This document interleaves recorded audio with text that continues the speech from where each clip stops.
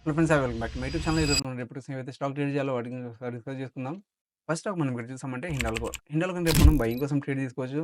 Reason ఏమంటే మనం ఇక్కడ చూసామంటే క్లియర్‌గా మనకి ఏమవుతుందంటే ఈ స్టాక్ అనేది కంటిన్యూయస్‌గా వెళ్తుంది. అండ్ యాక్చువల్లీ మీకు గుర్తుందో లేదో మనం ఈ స్టాక్‌ని మనం స్వింగ్ ట్రేడింగ్ కోసం కూడా ప్లాన్ చేసుకున్నాం. ఒకవేళ మీరు చూడకపోతే ఈ వీడియోని డెఫినెట్‌లీ చూడండి.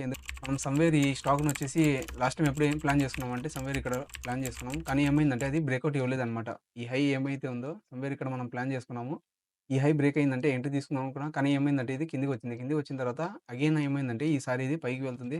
డెఫినెట్‌లీ ఆ వీడియోని చూడండి. ఎందుకంటే దాంట్లో డీటెయిల్‌గా నేను స్వింగ్ ట్రేడింగ్ కోసం ఎలా ప్లాన్ చేయాలని చెప్పి క్లియర్‌గా ఎక్స్‌ప్లెయిన్ చేశాను. సో, డెఫినెట్‌లీ ఆ వీడియోని ఒకసారి చెకౌట్ చేయండి. ఎందుకంటే నేను ఇంట్రాడే కోసం మనం వచ్చామంటే దీన్ని మనం రేపు బయింగ్ కోసం ట్రేడ్ తీసుకోవచ్చు. ఎందుకంటే ఈ స్టాక్ ఏమైందంటే ఇక్కడ నుంచి ఏమైందంటే ఒక ర్యాలీ అనేది క్లియర్‌గా ఇస్తుంది.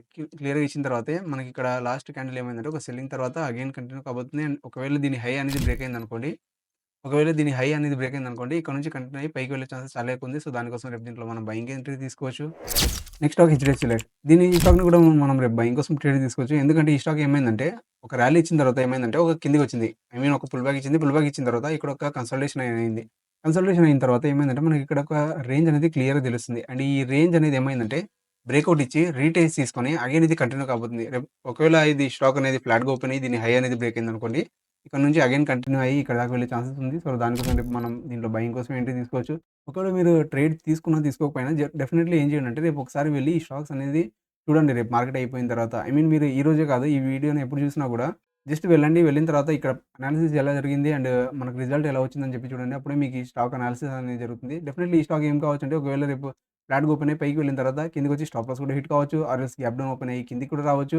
ఆర్ ఎల్స్ డైరెక్ట్‌గా గ్యాప్ ఓపెన్ అవ్వచ్చు. సో, మనకు మార్కెట్ అనేది ఎలా జరుగుతుందని చెప్పి ఒక అనాలిసిస్ చూసి దాన్ని వెళ్లి మీరు మార్కెట్‌లో చూస్తేనే తెలుస్తుంది. నెక్స్ట్ మనం ఇప్పుడు చూసామంటే ఎస్‌బీఐ. ఎస్‌బీఐని రేపు మనం బయింగ్ కోసం ట్రేడ్ తీసుకోవచ్చు. రీజన్ ఏమంటే యాక్చువల్లీ మనం ఈ స్టాక్ సమ్‌వేర్ ఇక్కడ కూడా ప్లాన్ చేసుకున్నాం. కానీ ఏమైందంటే ఆ స్టాక్ పైకి వెళ్ళిన తర్వాత అగైన్ కిందకొచ్చేసింది. సో, మనకు ఆ రోజు ట్రైలింగ్ స్టాప్ లాస్ హిట్ అయింది.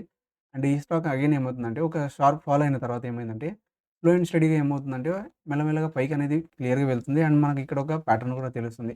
ఒకవేళ ఈ స్టాక్ అనేది రేపు ఫ్లాట్‌గా ఓపెన్ అయ్యి పైకి వెళ్ళిందంటే డెఫినెట్‌లీ హై రీచ్ అయ్యేదాకా వెళ్ళొచ్చు. సో, దానికోసం రేపు దీంట్లో మనం బయింగ్ ఎంట్రీ తీసుకోవచ్చు. నెక్స్ట్ స్టాక్ మనం ఇప్పుడు చూసామంటే హెచ్ఎఫ్‌సీఎల్. హెచ్ఎఫ్‌సీఎల్‌ని రేపు మనం సెల్లింగ్ కోసం ట్రేడ్ తీసుకోవచ్చు. రీజన్ ఏమంటే మనం ఇప్పుడు చూసామంటే ఈ స్టాక్ ప్రీవియస్‌లీ ఒక అప్ ట్రెండ్‌లో ఉంది. అప్ ట్రెండ్‌లో ఉన్న తర్వాత ఏమైందంటే జస్ట్ ఒక రివర్సల్ కాబోతుంది. ఇదొక పుల్ బ్యాక్ కాలేదన్నమాట. రివర్సల్ అవుతుంది. ఒకవేళ ఈ స్టాక్ అనేది కిందికి దీని లో అనేది బ్రేక్ అయిందనుకోండి. ఈ ప్రైస్ యాక్షన్ వచ్చేసి ఏదైతే ప్రైస్ ఉందో మనకు పైనుంచి ఒక ఫాల్ అయింది. అగైన్ ఒక పుల్ బ్యాక్. అగైన్ ఏమవుతుందంటే ఈ ర్యాలీ అనేది కంటిన్యూ కాబోతుంది. ఒకవేళ ఇది ఫ్లాట్‌గా ఓపెన్ అయ్యి లో బ్రేక్ అయిందనుకోండి. అగైన్ ఈ లో దాకా రీటెస్ట్ అయ్యి ఛాన్సెస్ చాలా ఎక్కువున్నాయి. సో, దానికోసం దీంట్లో మనం సెల్లింగ్ ఎంట్రీ తీసుకోవచ్చు. Next stock Just Dial. Just డయల్‌ని కూడా రేపు మనం సెల్లింగ్ ఎంట్రీ తీసుకోవచ్చు. రీజన్ ఏమంటే ఈ స్టాక్ వచ్చేసి టాప్ నుంచి ఏమైందంటే మెల్లమెల్లగా స్లో అండ్ స్టడీగా ఫాలో అవుతుంది. అండ్ మనం ఇప్పుడు చూసామంటే ఈ స్టాక్ అనేది లో అనేది మెల్లమెల్లగా బ్రేక్ అవుతూ వస్తుంది. అండ్ ఈసారి ఏమైందంటే ఒక పుల్ బ్యాక్ ఇచ్చిన తర్వాత ఎగ్జాక్ట్‌లీ ఇదే లో దగ్గరకొచ్చింది. ఈ స్టాక్ అనేది రేపు ఒకవేళ గ్యాప్ ఓపెన్ అయిందనుకోండి ఇగ్నోర్ చేయండి. ఎందుకంటే ఇక్కడ నుంచి పైకి వెళ్ళే ఛాన్సెస్ చాలా ఎక్కువున్నాయి. ఒక డబ్ల్యూ ప్యాటర్న్ అనేది ఫార్మ్ అవుతుంది. బట్ దీని లో అనేది ఫ్లాట్‌గా ఓపెన్ అయ్యి లో అనేది బ్రేక్ అయిందనుకోండి డెఫినెట్‌లీ దీంట్లో ఎంట్రీ తీసుకోండి.